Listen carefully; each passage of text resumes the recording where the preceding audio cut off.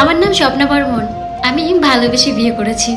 3 বছরের সম্পর্ক আমাদের। এরপর আমি তাকে বিয়ে করি। ভাই বোন 5 জন, 4 বোন 1 ভাই। আমি তাকে বিয়ে করি। আর জানো তো, একেবারে ছোট বোনটা শ্বশুরবাড়ি রেখে বাবার বাড়িতে এসে থাকে, তাও আবার বাচ্চা নিয়ে। আর এসে আমার সংসারটাকে তছনছ করে দিয়েছে। আমার স্বামী তার বোনের কথায় চলে, তারও যে বউ বাচ্চা আছে সে কথা সে ভাবে না। জানো তো, আমার একটা কন্যা সন্তান আছে, তার 9 মাস। তার কোনো কিছুই খরচা দেয় না, অথচ তার বোনের খরচা দেয়, তার বোনের বাচ্চার খরচা দেয়। 4 বছরের বাচ্চা নিয়ে বাবার বাড়িতে পড়ে আছে। আমার স্বামী তার বোনকে পয়সা দেয়, অথচ তার বউ বাচ্চাকে সে ফিরেও দেখে না।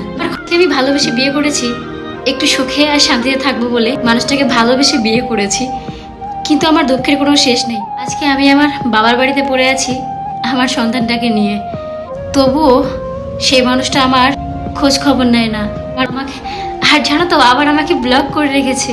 এমন একটা ব্যবহার, কে জানে তার বউ বাচ্চা আছে কিনা। কখনো কখনো মনে হয় পৃথিবী ছেড়ে চলে যাই।